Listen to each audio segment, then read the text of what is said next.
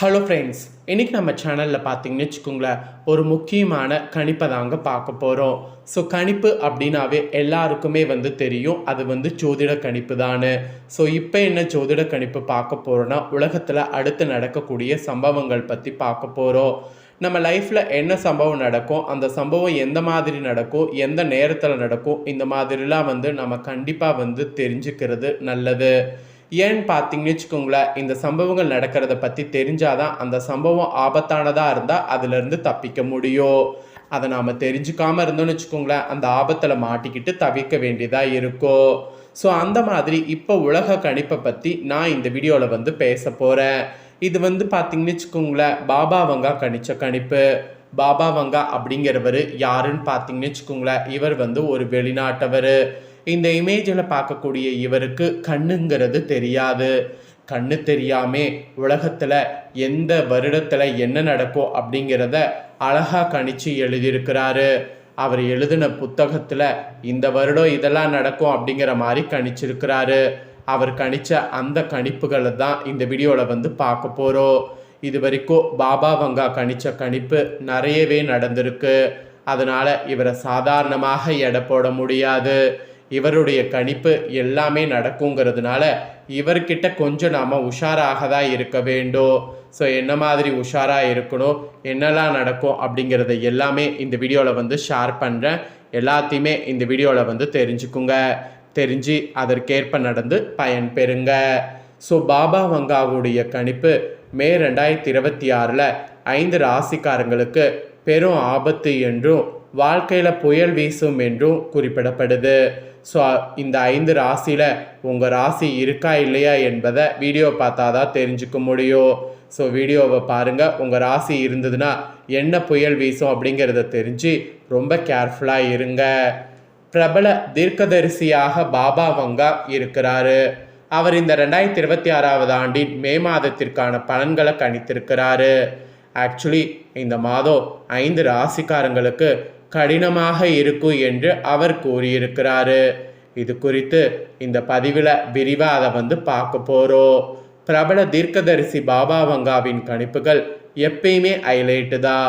அது சமூக வலைத்தளங்களில் அடிக்கடி வைரலாவது வழக்கம். அந்த வகையில் மே 2026 5 ராசிக்காரங்க பெரு சிக்கல்களை சந்திக்க நேரிடும் என்று ஒரு கணிப்பு கூறியிருக்கிறாரு. ஏன்னா மே மாதம் சூரியன் மற்றும் செவ்வாயின் ஆதிக்கம் அதிகமாக இருப்பதால் தான் இதெல்லாம் நடக்கும் என்பது குறிப்பிடப்படுது. அதில் சில ராசிக்காரங்களுக்கு மன ரீதியான அழுத்தங்கள் ஏற்பட வாய்ப்பு இருக்குது. ஸோ உங்கள் ராசிக்கு என்ன என்பது குறித்து இந்த வீடியோவில் சொல்கிறேன். என்ன என்பது குறித்து இந்த வீடியோவில் பாருங்கள். ஸோ பார்த்து கவனமாக இருங்க. ஃபஸ்ட்டு பார்த்தீங்கன்னு வச்சுக்கோங்களேன், ரிஷபமில் பிறந்த ரிஷப ராசிக்காரங்களுக்கு தான் குறிப்பிடப்பட்டிருக்கு. ரிஷப ராசியை பொறுத்த வரைக்கும் இந்த மே மாதம் சில சிக்கல்களை பல சிக்கல்களாக சந்திக்கிற மாதிரி வாய்ப்பு இருக்குது. கடினமாக உழைத்தும் பலன் கிடைக்காததால் மன அழுத்தம் ஏற்பட வாய்ப்பு இருக்குது. உங்களுடைய பேச்சை குடும்பத்தினர் மதிக்க மாட்டாங்க. அதோடு இந்த மாதம் சில மனக்குழப்பங்கள் ஏற்படலாம். மெயினாக கடினமாக உழைத்தாலும் அதற்கான பலன் கிடைப்பதில் தாமதம் ஏற்படலாம். அதோடு உறவினர்களோடு பேசும்போது நிதானங்கிறது அவசியம். பொறுமையை கடைபிடிப்பது இந்த மாதத்தை எளிதாக்கும். அதனால் ரிஷப ராசிக்காரங்க இந்த மாதம் பொறுமையை கடைபிடிக்க வேண்டும். இதுதான் உங்களுக்கு எச்சரிக்கையாக இருக்கணுங்கிற மாதிரி பாபா வங்கா சொன்ன கணிப்பு.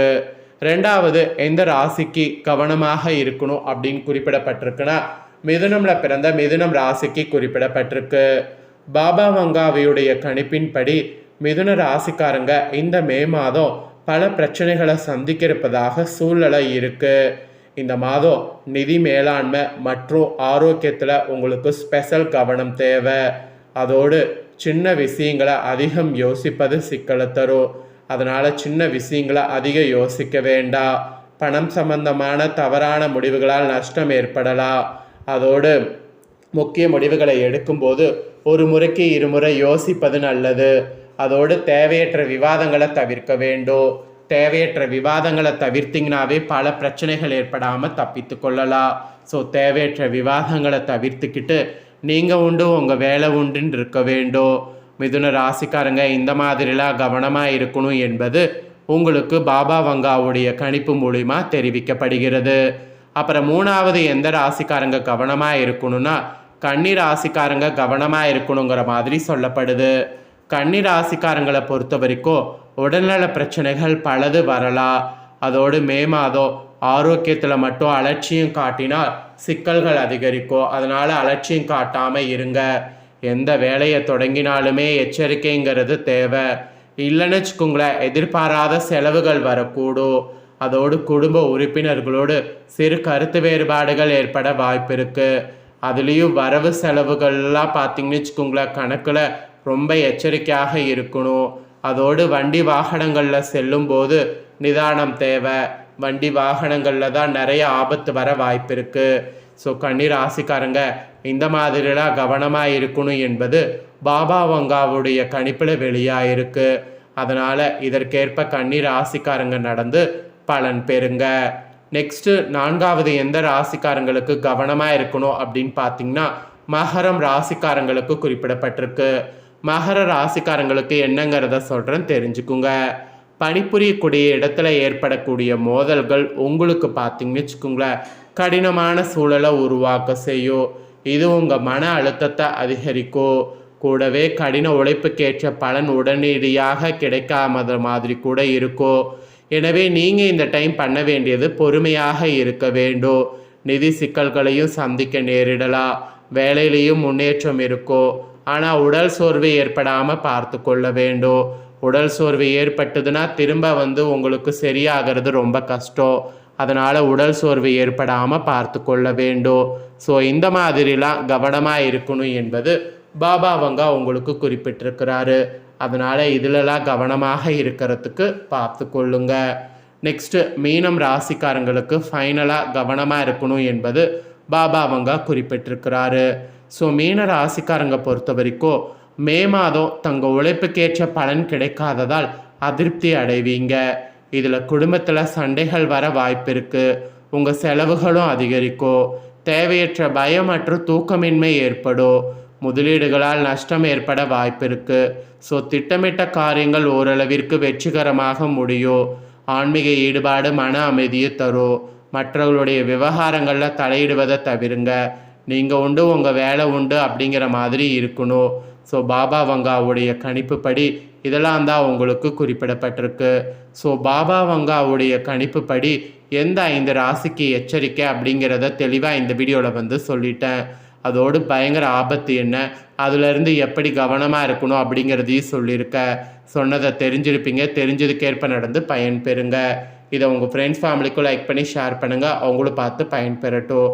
இதே போல் புதிய தகவல்களை தெரிந்து கொள்ள மறக்காமல் சேனலை சப்ஸ்கிரைப் பண்ணுங்கள். கூட பெல் பண்ண ப்ரெஸ் பண்ணுங்கள். அப்போ தான் நான் போகிற மற்ற வீடியோ உடனுக்குடனே தெரிஞ்சு பயன் பெற முடியும். ஸோ மறக்காமல் பண்ணுங்கள். வேறொரு வீடியோவில் உங்களை சந்திக்கிறேன்.